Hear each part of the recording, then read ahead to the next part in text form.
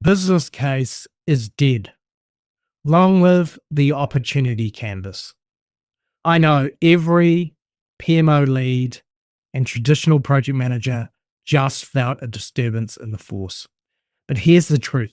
Business cases, as most organizations use them, are relics. Outdated, slow, political, and in my experience, usually written to justify a decision someone has already made. The Better Business Analysis Institute presents the Better Business Analysis podcast with Benjamin Walsh.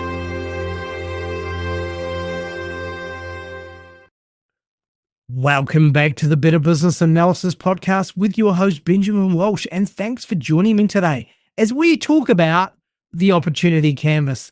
That's right.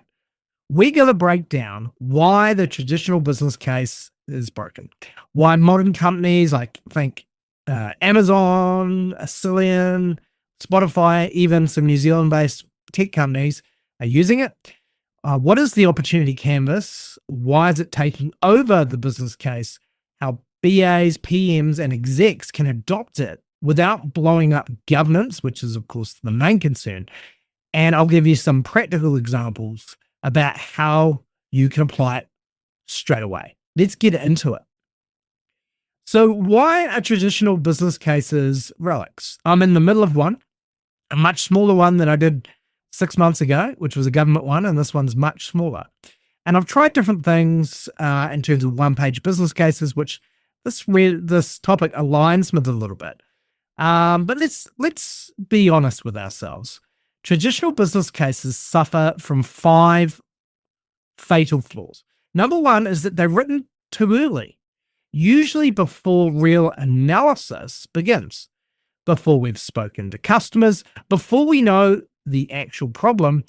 So we lock ourselves into a solution because that's most of the cost, by the way, and what we're hanging our benefits on before we understand the true demand or need. 2, they pretend that we can predict return on investment with magic numbers. 10-year cost-benefit models for a problem we barely understand. Everyone gets obsessed with the spreadsheet. This is fiction, though, right? And CFO-approved fiction, but fiction nonetheless. Number 3 is that they take months, not days. By the time the business case is approved, the market has moved.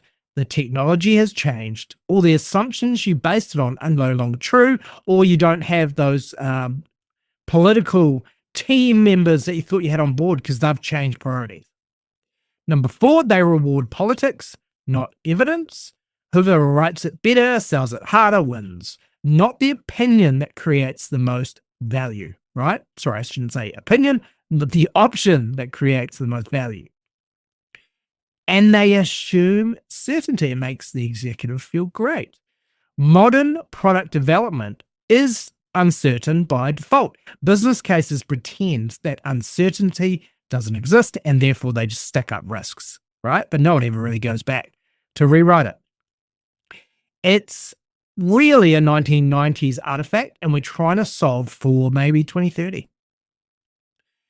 So what are modern companies using instead? Let's take a look at some organizations that have actually ditched the business case, right? Or heavily limited it and moved on. So Amazon starts with a press release, right?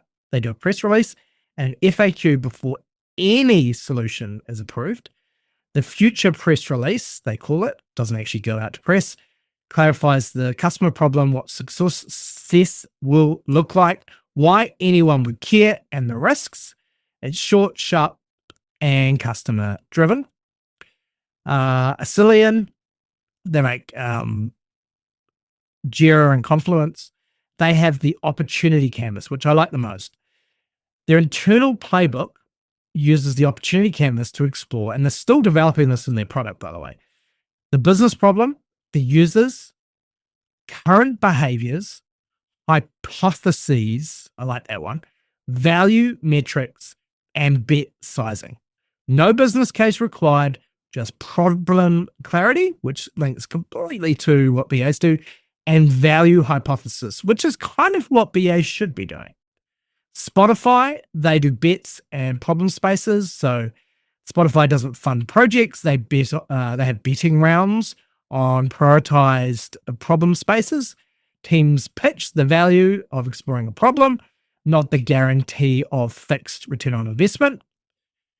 Capital One replaced a 40-page business case with a 2-page problem briefs. And Capital One are huge. They do lean opportunity assessments, and they are involved in the startup world in Silicon Valley in a huge way.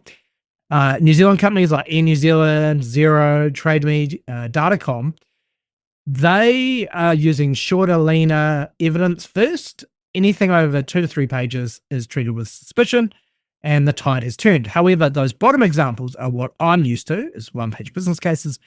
But as we move to the Acilian example and we look at the opportunity canvas, it's slightly different. And Spotify is probably on the other end of the spectrum, where they've got a product and it's internally driven.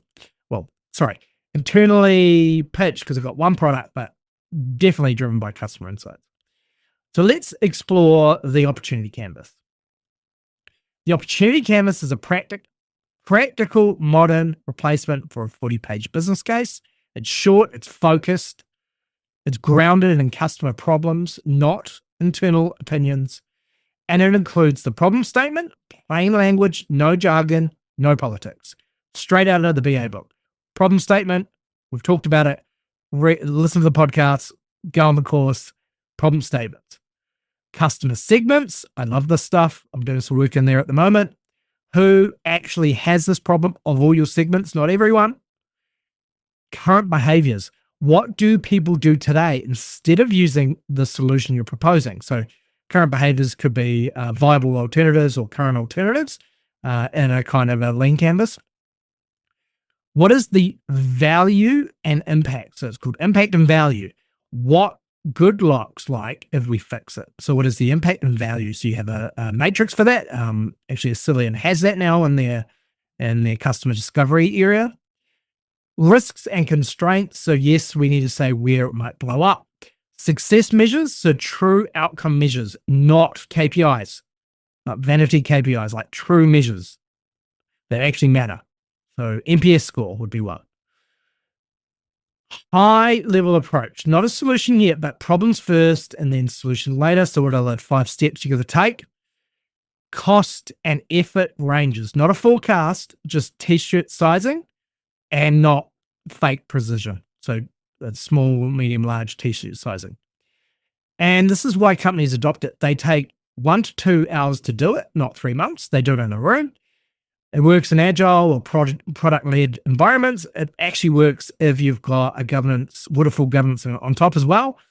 It forces teams to confront the problem, not just jump to solution. It should be driven by the business, not by the tech team.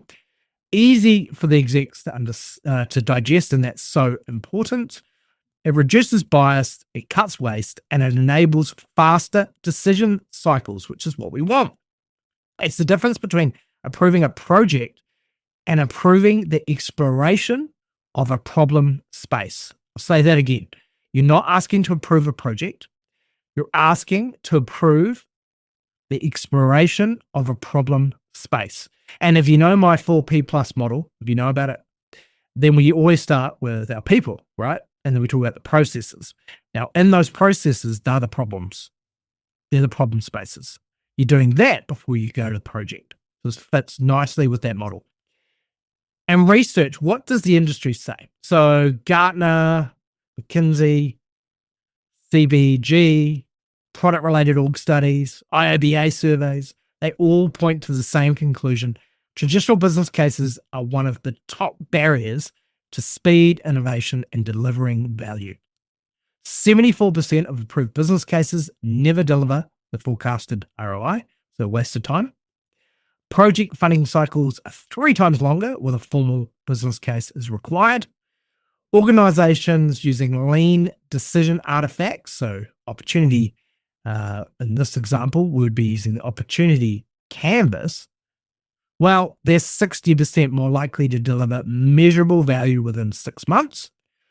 And executives trust problem-led briefs more than return on investment led pitches, right? So the research backs what we already know in practice, or what you're going to learn. Okay. So there's some great examples. New Zealand, a large retailer, has the Warehouse Group have done that. They've moved away from a huge business case, right?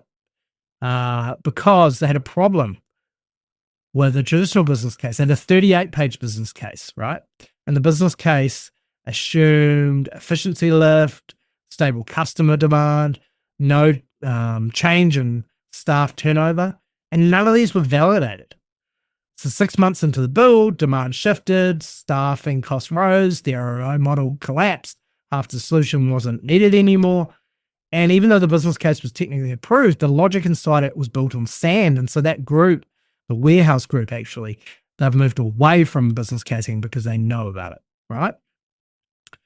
And there's an example of in fintech, for example, where in 90 minutes, the top pain point wasn't what they thought it was.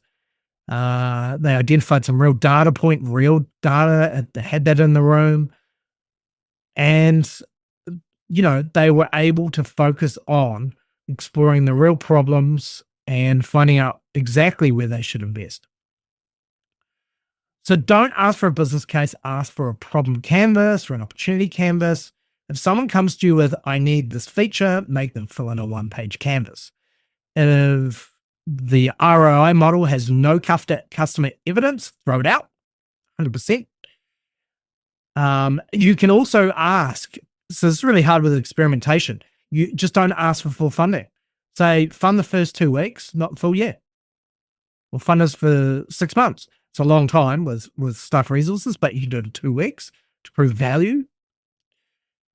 You need to make it visual. Executives need to understand the canvas. They will understand it.